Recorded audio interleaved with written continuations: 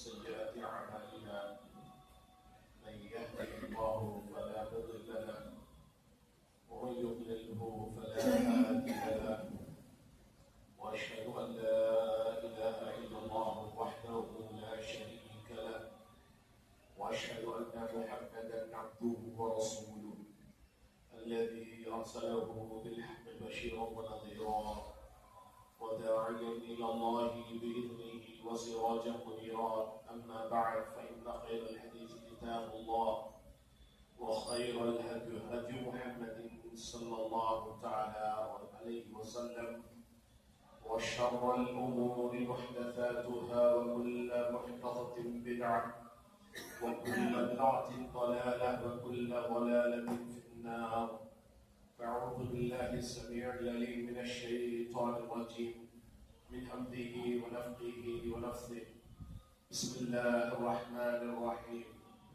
قاف القرآن المجيد بل عجبوا أن جاءهم منذر منهم فقال الكافرون هذا شيء عجيب أئذا متنا وكنا ترابا ذلك رجع بعيد قد علمنا ما تنقص الأرض منهم وعندنا كتاب حفيظ بل كذبوا بالحق لما جاءهم فهم في أمر مريج أفلم ينظروا إلى السماء فوقهم كيف بنيناها وزيناها وما لها من فروج والأرض مددناها وألقينا فيها رواسي وأنبتنا فيها من كل زوج بهيج تبصرة وذكرى لكل عبد منيب ونزلنا من السماء ماء مباركا فأنبتنا به جنات وحب الحصيد والنخل باسقات لها طلع نضيد رزقا للعباد وأحيينا به بلدة ميتا كذلك الخروج.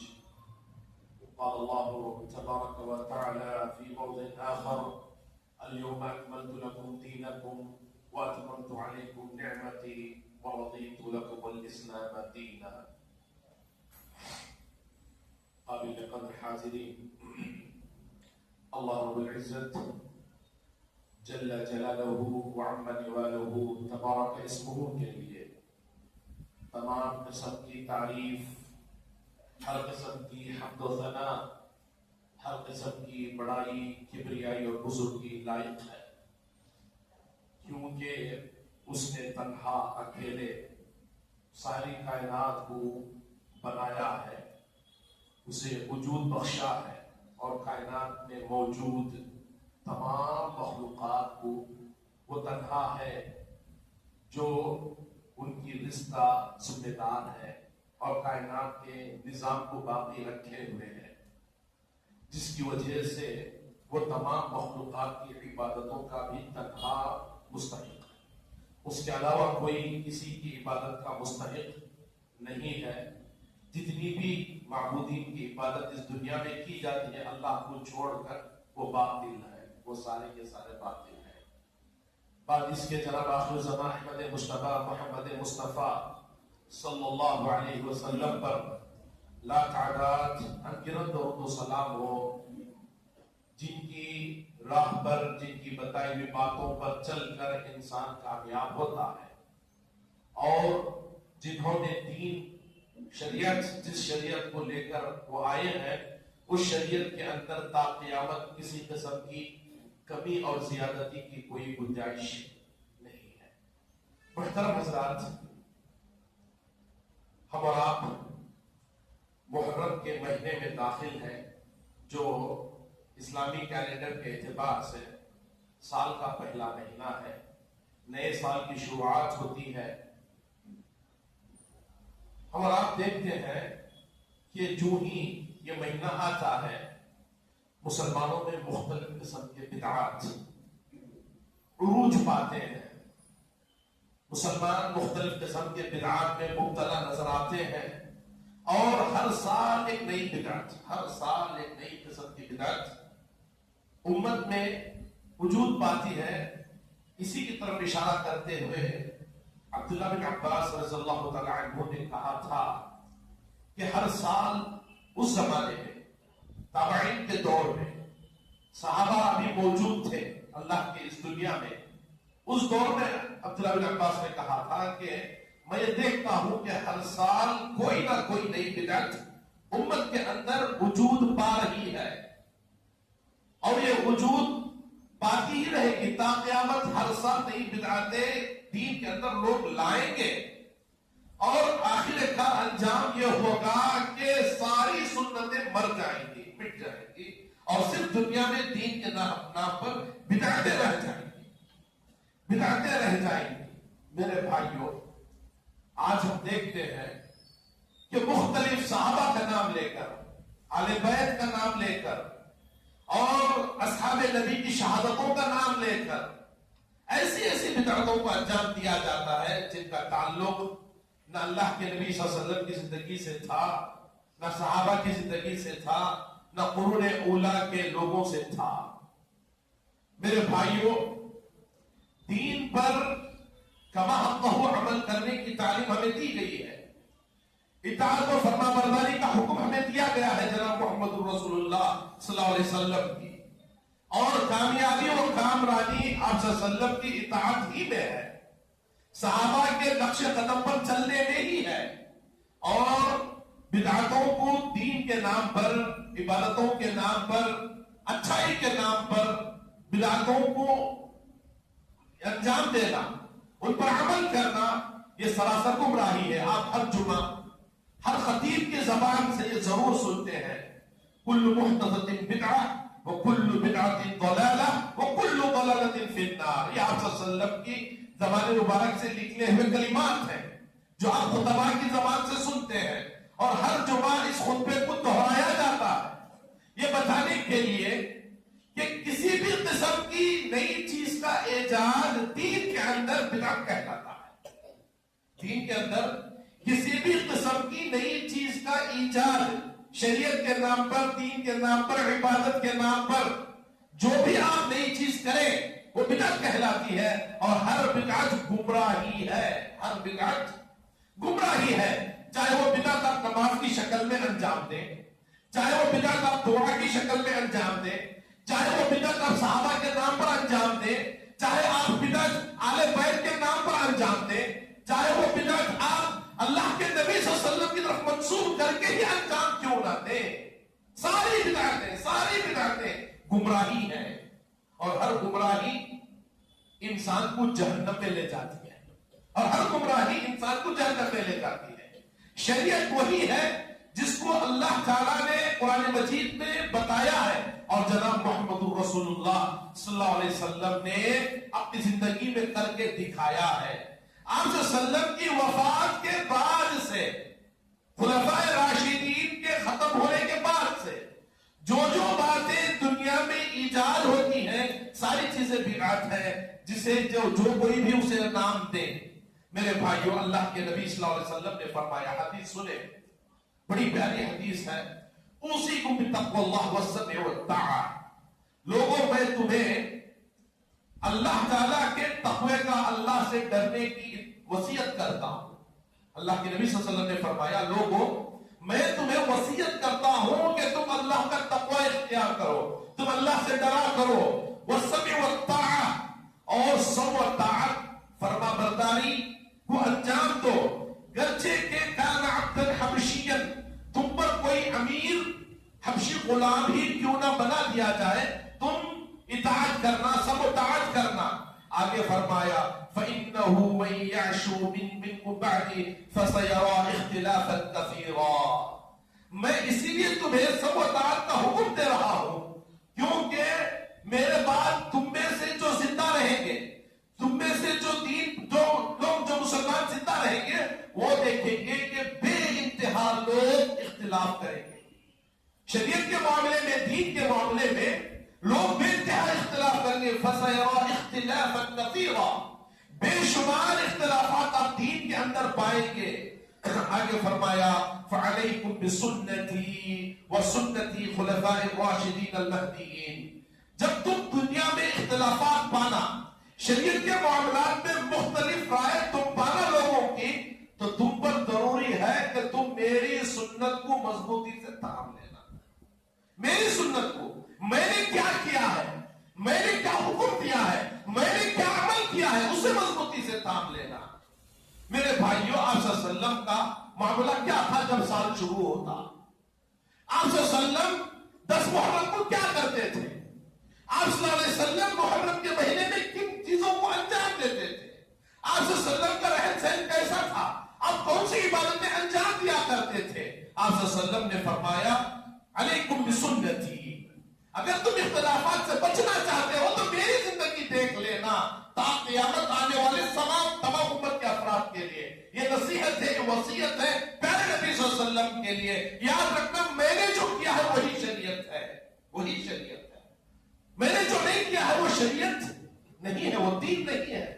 میرے بھائیوں آپ دیکھیں گے آپ صلی اللہ علیہ وسلم حجۃ الوداع کے موقع پر یہ آیت نازل ہوتی ہے، اليوم اکملت لکم دینکم واتممت علیکم نعمتی ورضیت لکم الاسلام دینا، کہ آج حجۃ الوداع کے موقع پر اللہ تعالیٰ یہ اعلان کرتا ہے کہ دین مکمل ہو چکا ہے، دین کی تکمیل ہو چکی ہے، دین میں جو کچھ آنا تھا آ چکا ہے، اب دین کے اندر مزید کسی چیز کی گنجائش نہیں ہے، نہ کمی کی نہ زیادتی کی، نہ نصب کرنے کی نہ ایجاد کرنے کی، کسی چیز کی کوئی گنجائش نہیں ہے، دین مکمل ہو چکا ہے۔ اليوم اکملت لکم دینکم واتممت علیکم نعمتی، اور میں نے میری نعمت کو تم پر مکمل کر دیا ہے۔ اور اللہ کے نبی صلی اللہ علیہ وسلم نے اسی موقع پر اسی حجۃ الوداع کے خطبے میں لوگوں سے شہادت لی، گواہی لی کہ لوگوں تم گواہی دینا، کیا میں نے رب کی طرف سے نازل شدہ تمام باتوں کو تم تک نہیں پہنچایا؟ صحابہ نے کہا کہ اللہ کے نبی صلی اللہ علیہ وسلم آپ نے جو کچھ باتیں اللہ کی طرف سے نازل ہوئی ہیں تمام باتوں کو آپ نے ہم تک پہنچایا ہے۔ آپ نے جو امانت رب نے آپ کو دی تھی، امانت میں آپ نے خیانت نہیں کی ہے، تمام باتوں کو آپ نے پہنچا دیا ہے۔ اب قیامت تک آنے کے لیے کامیابی اگر کوئی چاہتا ہے، قیامت تک آنے والے تمام امت کے افراد، ان کے لیے آپ صلی اللہ علیہ وسلم ہی اسوہ نمونہ ہے۔ آپ کے علاوہ کوئی اسوہ نمونہ پیر مرشد امام نہیں ہے۔ امام اعظم اللہ کے نبی ہے، امام اعظم امت ہی نہیں بن سکتا۔ ہم میں سے بہت سے افراد امام ابو حنیفہ کو امام اعظم کہتے ہیں، میرے بھائیوں امام اعظم اللہ کے نبی ہے، ان سے بڑا عظیم امام پیدا نہیں ہوا، یہی آخری امام ہے، ان کے علاوہ کوئی امام بن نہیں سکتا، امام اعظم وہی ہے۔ باقی جو امام ہے وہ آپ صلی اللہ علیہ وسلم کے متبع اور فرما بردار ہے، آپ صلی اللہ علیہ وسلم کے پیروکار ہی امام کہلانے کے قابل ہے۔ آپ صلی اللہ علیہ وسلم کے بعد شریعت میں رتی برابر بھی کسی بھی قسم کی عبادت کی معاملات میں ایجاد کی کوئی گنجائش نہیں ہے۔ میں ایک آیت آپ کے سامنے پڑھ کر سنا ہوں، اللہ تعالیٰ نے ارشاد فرمایا، بڑی گمبھیر آیت کی اگر معنی پر غور کریں تو اتنے سخت انداز میں اللہ تعالیٰ بدعتوں کو وارن کرتا ہے، اس آیت کے اندر تنبیہ کرتا ہے، فرمایا ام لہم شرکاء شرعوا لہم من الدین، کیا ان کے لیے اللہ کے علاوہ کوئی شریک ہے جو دین میں کوئی ایجاد کر کے بتائے؟ شرعوا لہم من الدین، دین میں کوئی بات بتائے، ما لم یأذن بہ اللہ، اللہ نے اس بات کی اجازت نہیں دی ہے کہ دین میں کوئی اپنی طرف سے کوئی بات بتائے۔ اللہ اکبر، خود جناب محمد رسول اللہ صلی اللہ علیہ وسلم کے بارے میں اللہ یہ کہتا ہے، اللہ یہ فرماتا ہے، کیا فرماتا ہے اللہ تعالیٰ کہ محمد اگر اپنی طرف سے کوئی بات کہہ دے، اپنی طرف سے کوئی بات کہہ دے ہماری طرف منسوب کر کے، لَأَخَذْنَاهُ بِالْيَمِينِ ثُمَّ لَقَطَعْنَا مِنْهُ الْوَتِينَ، محمد کا داہنا ہاتھ ہم پکڑ لیں گے اور محمد کی شہرت کو کاٹ دیں گے۔ محمد اگر ہمارے بارے میں اگر کچھ کہتے جو ہم نے نہیں کہا ہے، اللہ اکبر، اللہ تعالیٰ نے محمد صلی اللہ علیہ وسلم کی پوری حفاظت کی ہے، پروٹیکشن کیا ہے کہ کہیں سے کوئی بات دین کے نام پر آپ صلی اللہ علیہ وسلم کے کانوں میں بھی نہ آئے اور آپ صلی اللہ علیہ وسلم کی زبان مبارک سے نہ نکلے۔ ایک مرتبہ کا واقعہ ہے، آپ صلی اللہ علیہ وسلم کے ایک صحابی آپ صلی اللہ علیہ وسلم کی مجلس میں بیٹھ کر آپ صلی اللہ علیہ وسلم کی زبان مبارک سے نکلے ہوئے کلمات تحریر کر رہے تھے۔ ایک دوسرے صحابی نے اس صحابی کو روکتے ہوئے کہا کہ تم اللہ کے نبی کی ہر بات کو نوٹ کرتے ہو، ایسا نہ کرو، کیونکہ آپ صلی اللہ علیہ وسلم ایک انسان ہے، آپ کی زبان سے غلط بھی نکل سکتا ہے، لہٰذا آپ اسی بات کو نوٹ کریں جو بات اللہ کی وحی ہے، یہ قرآن کو نوٹ کریں، حدیث کو نوٹ نہ کریں۔ آپ صلی اللہ علیہ وسلم نے فرمایا کہ اللہ کی قسم میری زبان سے وہی نکلتا ہے جو بات اللہ کی سوا میں اپنی زبان کو حرکت نہیں دیتا. وما ينطق عن الهوى ان هو الا وحي يوحى. کہ پیارے نبی صلی اللہ علیہ وسلم بھی اپنی زبان مبارک اللہ کی اجازت کے بغیر کھولتے نہ تھے شریعت کے معاملے میں. جب اللہ کے نبی کو اجازت نہیں ہے دین کے اندر کسی قسم کی نئی بات کو کہنے کی, تو بعد آنے والے لوگوں کے لیے کہاں سے اس کی اجازت ہوگی میرے بھائیوں. آپ دیکھیں گے محرم کی تمام باتوں کو لے کر, محرم کے تعلق سے علیہ وسلم کی بس یہی بات ہے کہ یہ محرم کا مہینہ اللہ کا مہینہ ہے. شہر اللہ المحرم اللہ کا مہینہ ہے. اس میں عبادت رمضان کے بعد سب سے زیادہ فضیلت والی عبادت ہے. روزے کثرت سے اس مہینے میں رکھنے کا حکم ہے, خاص کر عاشورہ کا روزہ, 10 محرم کا روزہ, 9 اور 10. یہودیوں کی مخالفت کے لیے آپ صلی اللہ علیہ وسلم نے حکم دیا کہ 9 اور 10 کا روزہ رکھے بس. اس کے علاوہ اس مہینے میں کسی بھی قسم کی خاص عبادتوں کا, مجلسوں کا, ذکر و اذکار کا تذکرہ شریعت میں نہیں ہے. ساری چیزیں بدعت ہیں میرے بھائیوں. آپ نماز کی شکل میں بدعت انجام دیں, روزے کی شکل میں بدعت انجام دیں, ذکر و اذکار کی شکل میں بدعت انجام دیں. آپ صلی اللہ علیہ وسلم نے جو نہیں کیا ہے دین کے اندر وہ کرنا اس تاریخ میں, اس ڈیٹ میں, میرے بھائیوں کسی چیز کا نام بدعت ہے. اور بدعت کسی بھی قسم کی بدعت گمراہی ہے, اور ہر قسم کی گمراہی انسان کو جہنم میں لے جاتی ہے, جنت کا راستہ دکھاتی نہیں ہے. آپ صلی اللہ علیہ وسلم نے اسی لیے حدیث میں فرمایا کہ تمسکوا من یعش منکم بعدی فسیرى اختلافا کثیرا. میرے بعد جو زندہ رہیں گے بے انتہا اختلاف پائیں گے, بے انتہا فرقے پائیں گے, بے انتہا لوگوں کے اندر نظریات دین کو لے کر آپ پائیں گے. لیکن تمہیں کرنا کیا ہے؟ جب آپ لوگوں کے اندر اختلاف دیکھیں گے تو تمہیں کرنا کیا ہے؟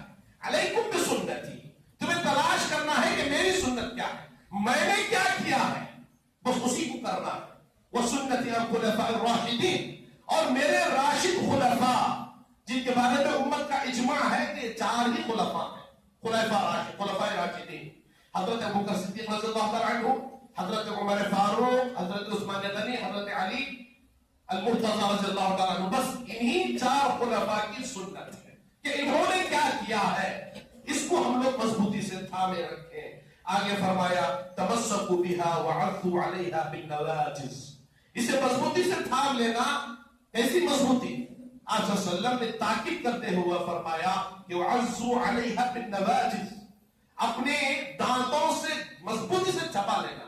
انسان جب اپنے ہاتھ سے کوئی چیز ہوتی نہیں ہے تو منہ کا دانتوں کا استعمال کرتا ہے مضبوطی کے لیے. آپ صلی اللہ علیہ وسلم نے فرمایا عضوا عليها بالنواجذ, اپنے دانتوں سے مضبوطی سے اسے دبا لینا. وَإِيَّاكُمْ وَمُحْدَثَاتِ الْأُمُورِ, اور لوگوں یاد رکھو دین میں نئی جو کچھ بھی بات ایجاد کی جاتی ہے اس سے بچنا. آگے فرمایا اللہ کے نبی صلی اللہ علیہ وسلم نے کہ محدث الامور وكل بدعة ضلالة وكل محدث بدعة وكل بدعة ضلالة, کہ ہر گمراہی, ہر بدعت ضلالت ہے, اور ہر ضلالت انسان کو جہنم میں لے کر جاتی ہے. میرے بھائیو آپ صلی اللہ علیہ وسلم نے ایک اور حدیث فرمائی جس کے بعد میں اپنے بات کو ختم کروں گا. اللہ کے نبی صلی اللہ علیہ وسلم کی حدیث ہے یکون فی آخر الزمان دجالون کذابون. لوگوں یاد رکھو کہ آخری زمانے میں قیامت کے قریب دجال پیدا ہوں گے, کذابون بہت زیادہ جھوٹ بولنے والے لوگ پیدا ہوں گے. یأتونکم من الاحادیث بما لم يسمعوا بما لم تسمعوا, کہ تمہارے پاس ایسے احادیث بیان کریں گے جن احادیث کو تم نے نہیں سن رکھا ہے, تم نے ان احادیث کو سنا نہیں ہے. وَلَا آبَاؤُكُمْ, اور تمہارے باپ دادا نے بھی ان احادیث کو نہیں سنا ہے. یعنی نئی نئی احادیث بنا کر پیش کریں گے. آپ دیکھیں گے یہ جو شیعہ ہے, حضرت علی رضی اللہ تعالیٰ عنہ کے مقام و مرتبے کو بڑھانے کے لیے, حضرت حسین, حضرت حسن اور آل بیت کے مقام و مرتبے کو بڑھانے کے لیے مختلف قسم کی احادیث کو ایجاد کر رکھا ہے, بنا رکھا ہے, تاکہ لوگوں کے دلوں میں آل بیت کی تعلق سے ایک محبت پیدا کی جائے, جو محبت اصل صحابہ سے نفرت کا باعث بنے.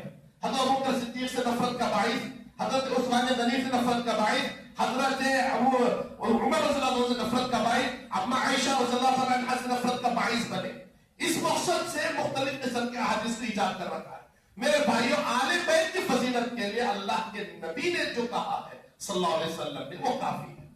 اللہ کے نبی صلی اللہ علیہ وسلم نے آل بیت کے تعلق سے کئی نصوص کئی احادیث بیان کیے ہیں جن کا ابھی موقع نہیں ہے بیان کرنے کا, جن کی فضیلت کے لیے ان سے محبت کرنے کے لیے اہل سنت کے لیے کافی ہے کہ ہمارا ایمان اس بات پر ہمیں آمادہ کرتا ہے کہ ہم اللہ کے نبی کے آل سے محبت کریں, آپ کی اولاد سے محبت کریں, آپ کے بچوں سے, آپ کی تمام بیویوں سے, صرف ایک بیوی نہیں تمام بیویوں سے اور آپ کے تمام بچوں سے. حضرت خدیجہ الکبریٰ سے جو محبت ہے وہی محبت ہمیں حضرت اماں عائشہ سے بھی ہے.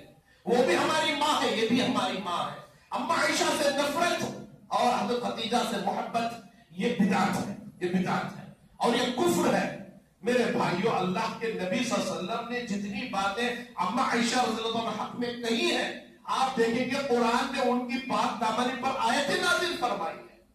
میرے بھائیوں اور اللہ کے نبی صلی اللہ علیہ وسلم سے کسی صحابی نے پوچھا کہ اللہ کے نبی کائنات میں اللہ کے بعد آپ کے نزدیک سب سے محبوب کون ہے؟ اللہ کے نبی صلی اللہ علیہ وسلم نے کہا عائشہ. صحابی رسول نے پوچھا اللہ کے نبی میری مراد مردوں میں ہے. آپ صلی اللہ علیہ وسلم نے فرمایا عائشہ کا والد ابو بکر, اس سے مجھے بہت زیادہ محبت ہے. اور اللہ کے نبی صلی اللہ علیہ وسلم نے اس دنیا سے رخصت ہوتے ہوئے کہا تھا, آخری درجے میں کہا تھا, اے اللہ میں نے کائنات میں موجود تمام لوگوں کے حقوق ادا کر دیے الا ابا بکر, صرف ابو بکر ہی ہے جس کا حق میں ادا نہیں کر پایا. اے اللہ تو اس کے لیے حق ادا کر دینا میری طرف سے. اللہ آخری درجے آپ کی زبان مبارک سے نکلے ہوئے کلمات. اور ایسے صحابی رسول پر تعب و تشریح کرنے کے لیے, انہیں گالی گلوچ کرنے کے لیے, انہیں لعنت بھیجنے کے لیے مختلف نئے احادیث کا ایجاد یہ لوگ کر رکھے ہیں. میرے بھائیوں ایسے لوگوں کے چگل میں نہ آئے, ایسے لوگوں کے پھانسے میں نہ آئے. جب بھی آپ کسی قسم کا اختلاف دین میں پائے یاد رکھیں کہ اللہ کے نبی نے جو کیا ہے وہی شریعت ہے اور ان چار صحابہ نے جو کیا ہے وہی شریعت ہے, بقیہ شریعت نہیں ہے. صحابہ کا راستہ اور اللہ کے نبی کا راستہ محجۃ البیضاء کہا جاتا ہے, سیدھا راستہ ہے جو انسان کو جنت کی طرف لے جاتا ہے. بقیہ دنیا میں جتنے آپ راستے پاتے ہیں سارے راستے جہنم ہی ہیں, جہنم کی طرف لے جاتے ہیں. یہ نعرہ کھوکھلا نعرہ ہے کہ منزل ایک ہے راستے کئی ہیں. نہیں, راستہ بھی ایک ہے منزل بھی ایک ہے. راستہ جناب محمد رسول اللہ صلی اللہ علیہ وسلم کا بتایا ہوا راستہ, منزل جنت. جب تک اللہ کے نبی کے راستے پر نہیں چلیں گے منزل نہیں ملے گی, منزل نہیں ملے گی. آپ کو اگر جنت میں جانا ہے تو صرف اور صرف پیارے نبی کا راستہ ہی ہے, اس کے علاوہ کوئی راستہ آپ کو جنت میں لے کر نہیں جائے گا. اللہ سے دعا ہے کہ اللہ تعالیٰ ہمیں کہیں سنی باتوں پر عمل کی توفیق نصیب فرمائے. محترم بھائیو, ایک بات یہ ہے کہ مسجد کا کام لگ بھگ تکمیل کے قریب ہے, پلاسٹنگ بھی ہو چکی ہے اور پینٹنگ کا کام چل رہا ہے. اب ٹائلسوں کا کام ہے جس پر مسجد کے ذمہ داروں نے بتایا ہے کہ فی مصلی 700 روپے ٹائلس لگانے کا خرچ آ رہا ہے. لہذا آپ لوگوں سے درخواست کی جاتی ہے کہ آپ اس مسجد کے لیے جس طریقے سے تعاون کرتے آ رہے ہیں تعاون آگے بھی کریں تاکہ مسجد کا کام مکمل ہو. بڑا تعجب ہوتا ہے کہ رمضان سے بہت قریب میں زمین خریدی گئی اور رمضان سے بقرعید آنے تک تعمیر بھی مکمل ہو گئی ہے اور فنیشنگ بھی بہت قریب ہے. آپ لوگوں کا تعاون دیکھ کر تعجب ہوتا ہے. اللہ تعالیٰ مزید آپ کو نیکی کے کاموں میں بڑھ چڑھ کر حصہ لینے کی توفیق نصیب فرمائے. آمین. اللہ تعالیٰ سے دعا ہے کہ اللہ تعالیٰ ہمیں بدعتوں سے محفوظ رکھے, اللہ ہمیں نیک بنائے, ایک بنائے. اللہ تعالیٰ ہمیں توحید پر عمل کرنے والا بنائے. اللہ تعالیٰ ہم تمام کو بدعتوں سے, ہماری آنے والی نسلوں کو اللہ تعالیٰ بدعتوں سے محفوظ رکھے. آمین. وآخر دعوانا الحمدللہ رب العالمین.